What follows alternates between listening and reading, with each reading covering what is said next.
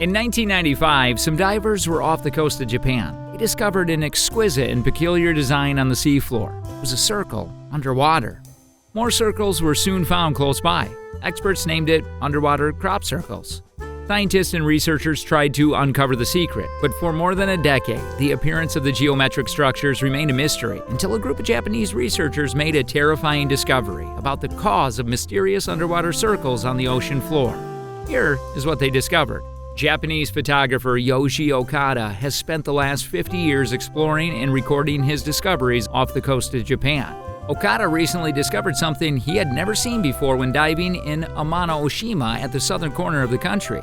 There were rippling, mysterious, geometric sand patterns which were circular in design, nearly 6 feet in diameter, 80 feet below sea level.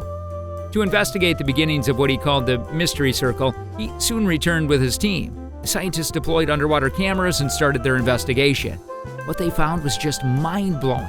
The artists behind these dynamic designs underwater were pufferfishes, a recently found species that is only a few inches long.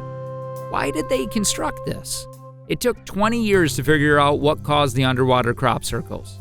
When they were first discovered in the 90s, in 2011, the scientists uncovered the tiny artists behind the creation, the tiny males of the pufferfish. The circular designs are not an artistic impression underwater, but the nest of these tiny fishes that have been painstakingly constructed over several days and ornamented with shells to persuade females to put their eggs there. To produce these enormous organic structures with the gesture of a single fin, the pufferfish swims non-stop throughout the day and night. In fact, the little male pufferfish flaps their fins to form the circles, and then they even decorate their patterns with tiny shells. Why do they do that? A potential mate is drawn to the geometric shape and uses the ridges of the circle to navigate the murky ocean floor. The bottom is damaged by the painstaking fin flapping of males as they swim along it, creating magnificent circular patterns. These fishes only grow to a length of around 12 centimeters, which is about 5 inches. Yet the structures they create have an astonishing circumference of about 2 meters, that is 7 feet. Once the circles are completed, the females arrive to look at them. This is kind of an inspection to find whether the circles are impressive. If they find it attractive, they then allow the male fish to approach them and then mate. Female pufferfish places her eggs in the inner circle for the male to fertilize if it satisfies her strict standards. However, the researchers are not really certain of the specific criteria used by the female fishes in these groups or the qualities they value.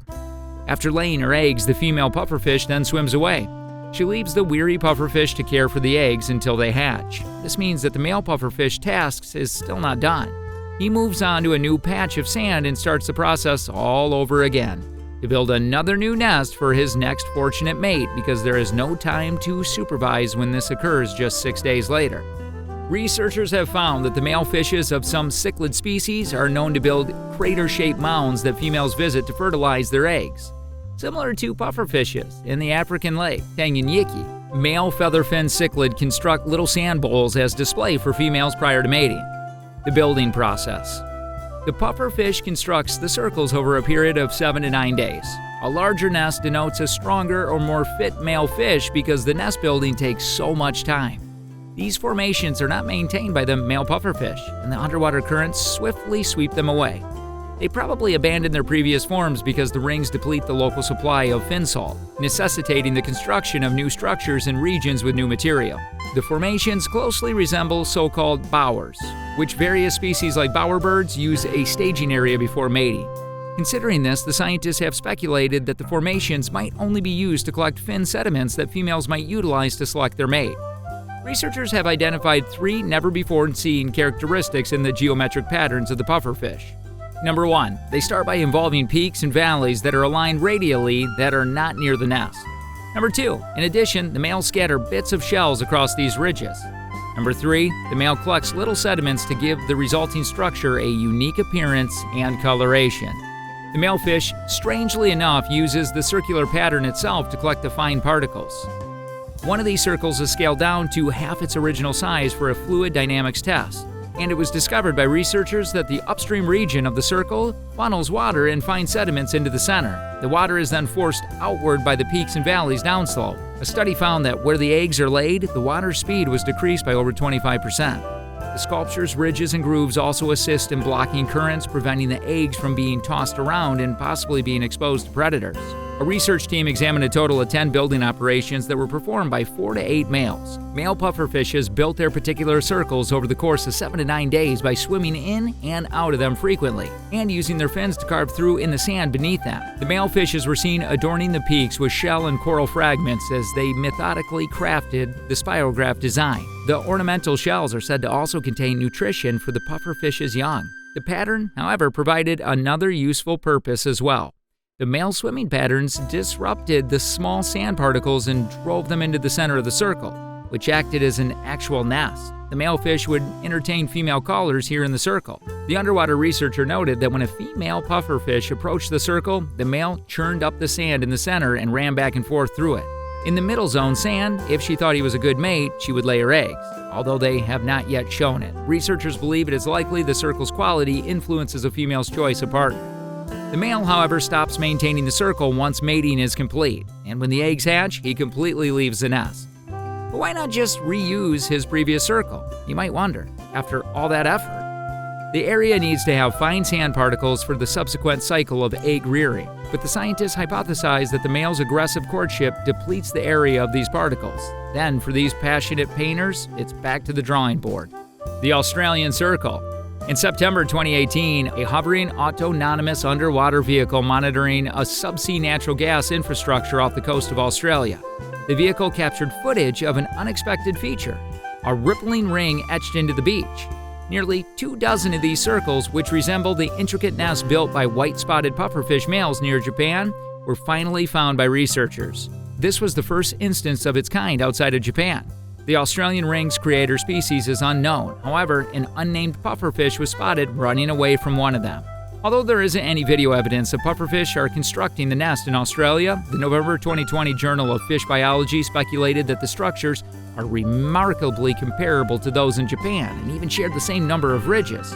Furthermore, when researchers placed an underwater video system in the region, the device fortunately fell almost perfectly atop a circle and recorded a video of a little pufferfish escaping the formation, approximately 130 meters or more deep as opposed to 30 meters or so in Japan, are the waters in which the Australian circles are located.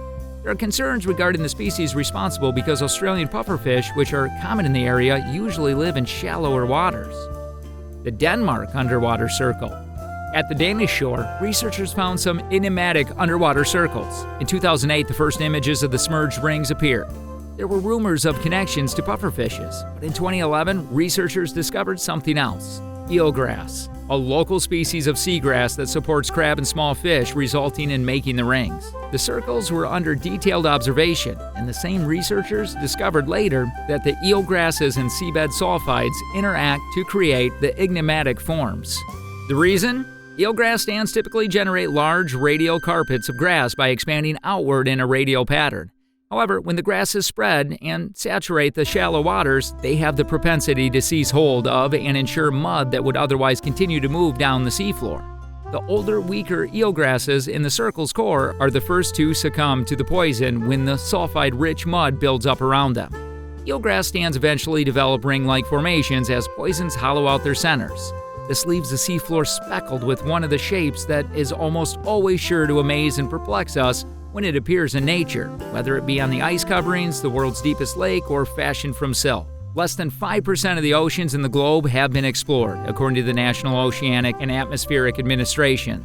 Crop circles, underwater patterns, holes, and craters, there are numerous locations to be discovered throughout the oceans where odd and eerie things take place. They are mysteries yet to be solved.